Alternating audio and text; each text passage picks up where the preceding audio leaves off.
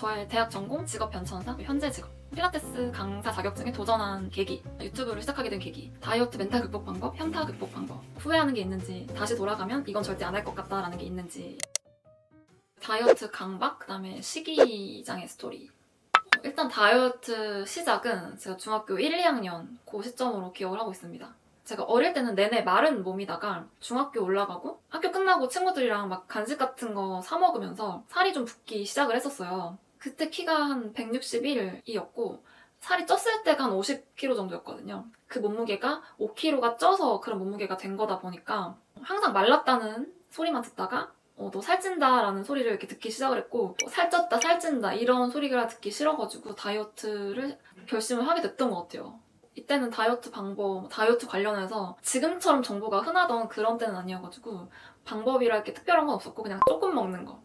정확하게 기억은 안 나는데 뭐 그럴 때도 있었어요. 밥을 먹는데 한 끼에 밥 3숟가락 이렇게 먹을 때도 있을 정도로 굉장히 양을 줄여가지고 식사를 했었습니다. 그 결과 한두 달 만에 50에서 다시 45, 47? 이 정도? 40kg 중반대 몸무게가 됐고 이때 봐버린 성공의 맛이 저의 다이어트 중독의 이제 시작이었습니다. 그 이후 중고등학교 시절에는 밥을 계속 조금만 먹을 수는 없으니까 살을 찌고 빼고 이걸 계속 반복을 했습니다. 보통은 학기 중에는 살이 찌는 기간이었고 방학 시작하면 다이어트 결심하고 이거에 계속 반복이었어요. 그리고 기본적으로 이제 항상 조금 먹어야 된다라는 생각을 하고 있었고 고등학교 1학년 1년 동안은 무혈경 상태였고 저는 한 1년쯤 됐을 때 병원에 가서 유도제 맞고서 시작을 했습니다. 유도제만 맞은 건 아니고 고등학교 1학년 내내 살이 점점 붙기도 했습니다. 고2 때까지는 한 50 초반에서 40 중반 요 사이를 계속 왔다 갔다 한 것 같고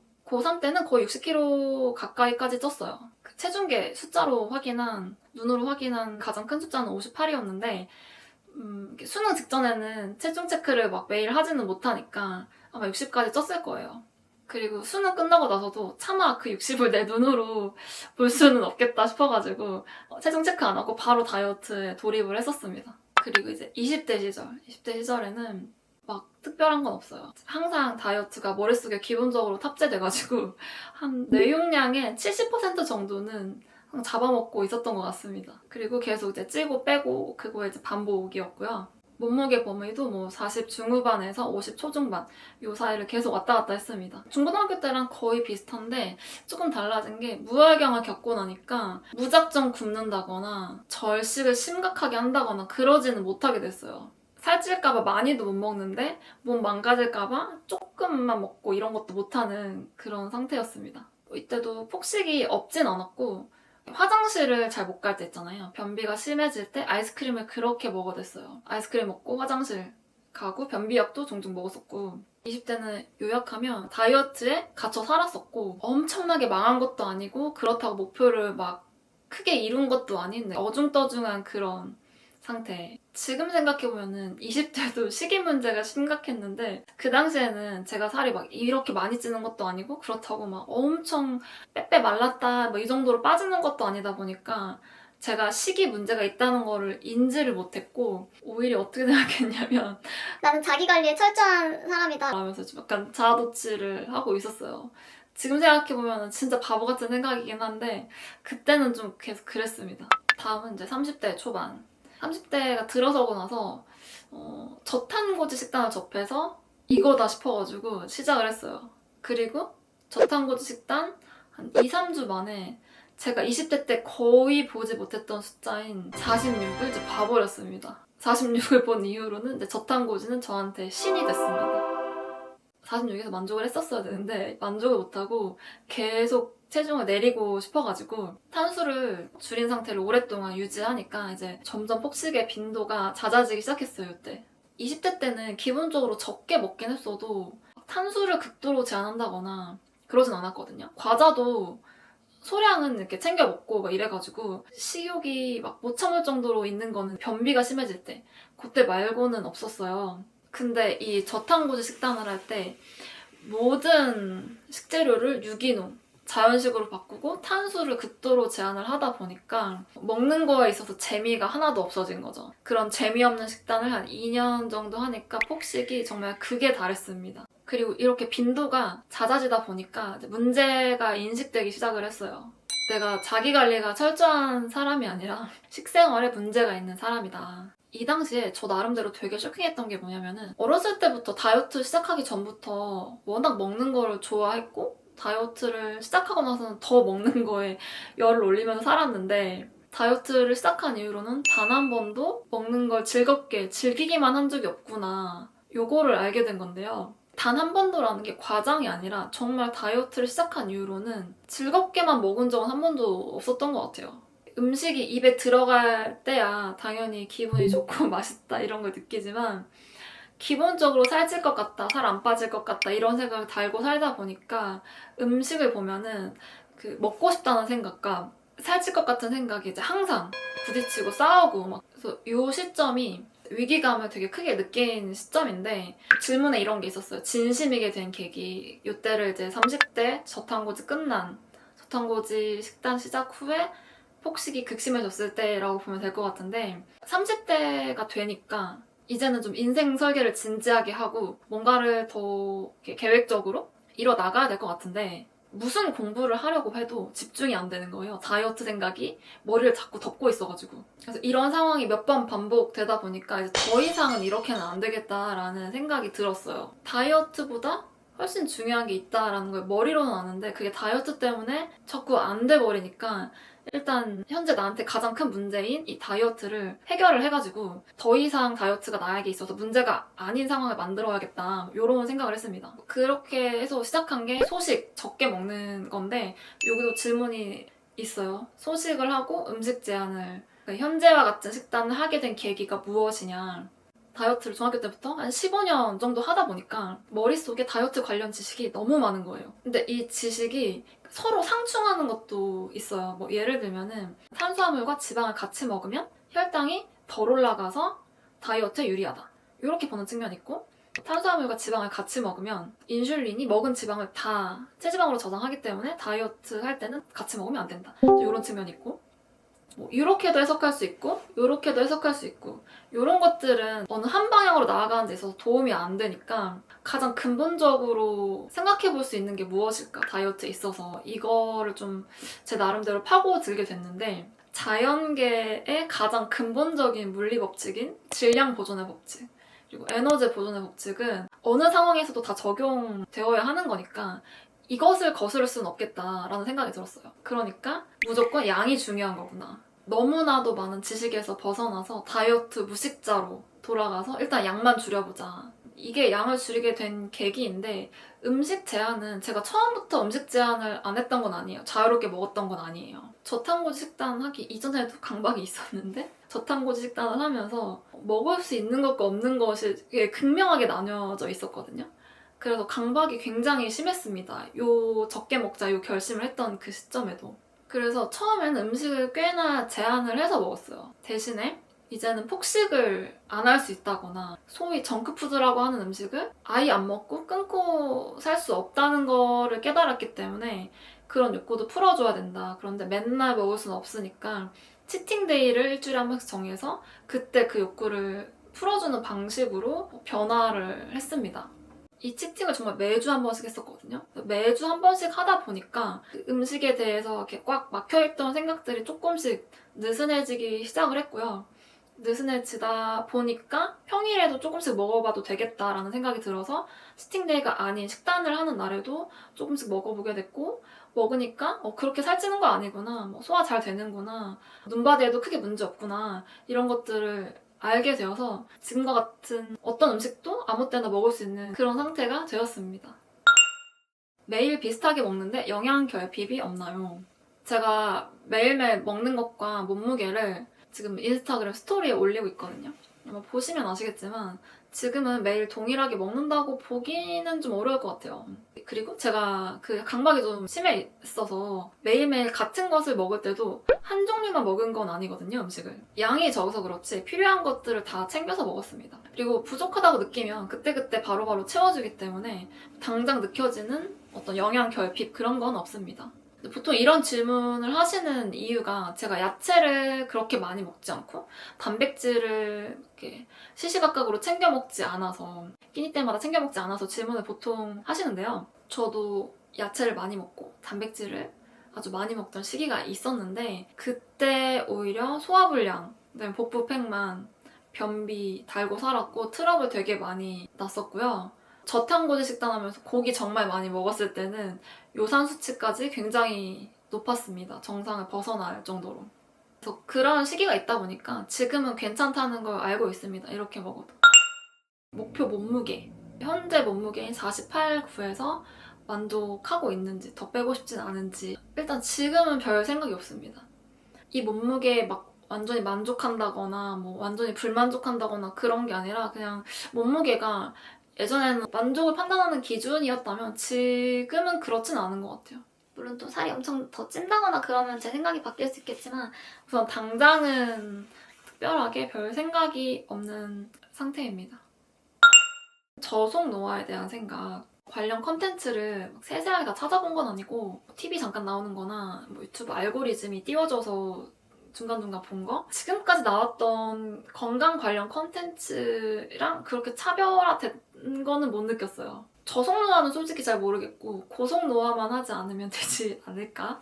제가 생각하는 고속노화의 상황은 항상성이 깨지는 상황인데요. 몸의 항상성이 깨진 후에 이걸 다시 원래대로 복구하는 과정에서 몸이 굉장히 많은 일을 하고 그 일을 하는 과정에서 노화가 일어나는 것 같거든요, 저는. 그래서 절식도 과식도 하지 않고 체중도 계속 이제 비슷하게 유지하고 운동도 식도 밸런스 잘 맞추고 그렇게 컨디션을 이제 무난하게 유지하는 것이 가장 중요하지 않을까 뭐 이렇게 생각을 해요.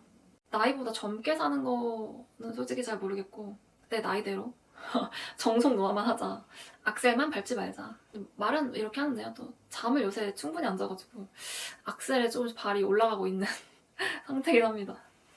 다음은 요즘 최애 음식에 대한 질문. 가장 자주 먹는 게 뭘까 생각해보니까 요즘에는 직접 해먹는 파스타인 것 같은데 저를 오래 보신 분들은 아시겠지만 제가 요리를 정말 안 해먹는데 파스타를 한번 해먹어보고 나서 괜찮아가지고 설거지거리가 나오는 게 꽤나 귀찮음에도 불구하고 뭔가 딱히 먹을 게 없다 싶으면 파스타를 찾더라고요.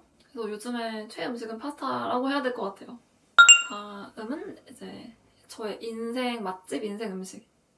저 대학교 때 저희 학교 지하철역 앞에 포장마차가 있었는데 그 포장마차에서 파는 닭강정이 있어요. 졸업한 이후에는 그 포장마차가 사라져가지고 다시는 그 닭강정을 못 먹었는데 다시는 못 먹을 음식이어서 그때 어떤 맛이 미화된 건지 모르겠으나 그 포장마차에서 파는 닭강정이 저의 인생 음식입니다. 사장님이 어디 계시는지 알면은 한번 찾아가서 먹어보고 싶어요.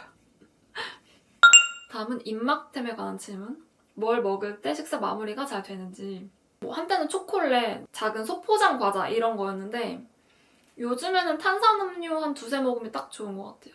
식사하고 탄산음료 한 두세 모금 먹으면은 딱 입이 닫히는 느낌이 들어요.